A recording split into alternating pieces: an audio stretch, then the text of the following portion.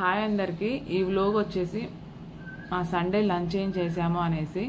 So మా లంచ్కి అయితే సాంబారు చేపల ఫ్రై చేసాము. చేపల ఫ్రై తినాలనిపించింది అనమాట. సో అందుకే చేపల ఫ్రైతో కాంబినేషన్ సాంబార్ అయితే బాగుండిద్ది అనేసి సాంబార్ కూడా ప్రిపేర్ చేసుకున్నాము. ఢిల్లీలో ఎండలు ఎక్కువైపోయినాయి. సో అందుకే ఎక్కువ నాన్ వెజ్ కంటే కూడాను ఇవి వెజ్ అయితేనే బెటరు, కానీ సండే తినాలి కాబట్టి సో చేపల ఫ్రై తీసుకున్నాం అనమాట. చేపల ఫ్రై ఎంత టేస్టీగా ఉండిద్దో ఈ క్లీన్ చేసుకోవడం కూడా అంతే పని అండి నిజంగా. సో నా దగ్గర అయితే సాల్ట్ ఉంది, కల్లుప్పు లేదనమాట. మామూలుగా అయితే కల్లుప్పుతో అయితే బాగా క్లీన్ చేస్తారు. ఈ సాల్ట్ నేను 4-5 సార్లు వేసేసి మంచిగా వాటర్ తోటి కడిగేస్తాను, బాగా ఎక్కువ సార్లు కడిగేస్తాను. వీళ్ళు చూడండి అసలు ఇక్కడ వాళ్ళు తలను కట్ చేసి ఇవ్వరు, ఎలా వేసేసారు అనమాట. ఎప్పుడు ఇలానే వేస్తుంటారు వాళ్ళు, తోకలైనా కానీ తలనైనా కానీ కట్ చేసి ఇవ్వరు. నేనైతే మంచిగా శుభ్రం అయితే చేసుకుని ఒక ప్లేట్లో తీసి పెట్టుకున్నాను నీట్గా. ఇంక ఇప్పుడు మనం తల తోక మాత్రం పక్కన తీసి పెట్టేశాను. అవైతే ఫ్రై చేసుకుంటే బాగోవు కాబట్టి వాటితోనేమో పులుసు చేస్తాను.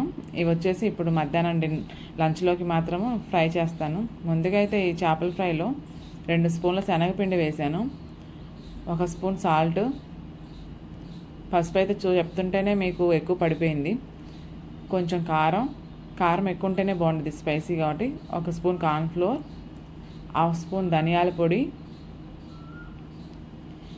పైన లైట్గా గరం మసాలా కూడా చల్లేసాను. మసాలా అయితే మొత్తం వేసేసుకున్నాను. ఇప్పుడైతే కొంచెం ఆయిల్ కూడా వేసాను. మసాలా మొత్తం కూడా మనకు కలిసిపోవాలంటే ఆయిల్ అయితేనే బాగుండిద్ది. సో ఇలా మొత్తం కూడాను మనం ముక్కలకి బాగా పట్టేలాగా మసాలా కలిపేసుకోవాలి. ముక్కలకి ఎంత బాగా మసాలా కలిపితే అంత టేస్ట్ బాగుండిద్ది. సో చూసారా బాగా కలిసిపోయింది అసలు మొత్తం కూడాను. ఎంత మిగిలినా కానీ అది చక్కగా ముక్కలు కలపూసేసుకొని 1 గంట సేపు అయినా కానీ మనం పక్కన నానబెట్టేసామంటే టేస్ట్ చాలా బాగుండిద్ది. ఇంకా బాండీలో ఆయిల్ పోసుకున్నాను. ఆయిల్ అనేది నేను ఎక్కువ తీసుకోలేదు, ఎందుకంటే మళ్ళీ డీప్ ఫ్రై చేసిన తర్వాత ఆయిల్ మొత్తం కూడా పడేయాలి, వేస్ట్ అయిపోద్ది కాబట్టి నేను కొంచెం ఆయిలే తీసుకుంటున్నాను. ఆయిల్ మాత్రం బాగా వేడి అవ్వాలన్నమాట, వేడైతేనే బాగుంటుంది. స్టార్టింగ్లో ఆయిల్ వేడైన తర్వాత చేప ముక్కలు మొత్తం కూడా ఒకదాని తర్వాత ఒకటి ఇలా వేసుకుంటే కరెక్ట్గా ఆయిల్లో 4 పట్టేసాయి. ఇప్పుడు మనం మంటని మీడియం ఫ్లేమ్లో పెట్టుకోవాలి. హై ఫ్లేమ్లో పెట్టి ఏం చేసామంటే పైన మసాలా త్వరగా ఏగిపోతుంది, లోపల ముక్కలు వచ్చేసి క్రంచీగా తయారవుతుంది అనమాట. సో అందుకే నేనైతే ముక్కలు వేసినాక మీడియం ఫ్లేమ్లో పెట్టేసి బాగా క్రంచీగా చేస్తాను. టేస్ట్ మాత్రం చాలా బాగుండిద్ది ఇలా చేస్తే. సో మనకు ముక్క మెత్తగా కూడా అవ్వదు, క్రంచీగానే తయారవుతుంది. సో బాగా వేగిపోయినాయి.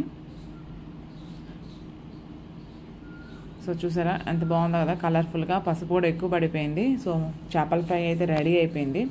చేపల ఫ్రైని ఉల్లిపాయలు నంచుకొని తింటే టేస్ట్ మాత్రం చాలా బాగుంటుందండి. సో చేపల ఫ్రై రెడీ అయిపోయింది. ఇంక ఈలోపు నేను మునక్కాయ సాంబార్ కూడా ఒక పక్క రెడీ చేస్తున్నాను. ఈరోజు అయితే మునక్కాయ సాంబార్తో పాటు చేపల ఫ్రై అనమాట, సూపర్ కాంబినేషన్ కదా.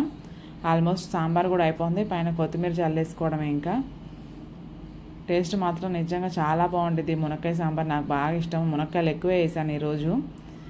వాసనే మంచిగా వస్తుంది అసలుకి. సాంబార్ పొడి కూడా వాడను, అయినా కానీ నాకు బాగా నచ్చుద్ది సాంబార్ మాత్రం, మునక్కాయ సాంబారు. సో ప్లేట్లు అయితే మా అమ్మాయి అయితే ముందే పెట్టించేసుకుంది, నాకు ముందు పెట్టేసి ఆకలి అవుతుంది అనేసి.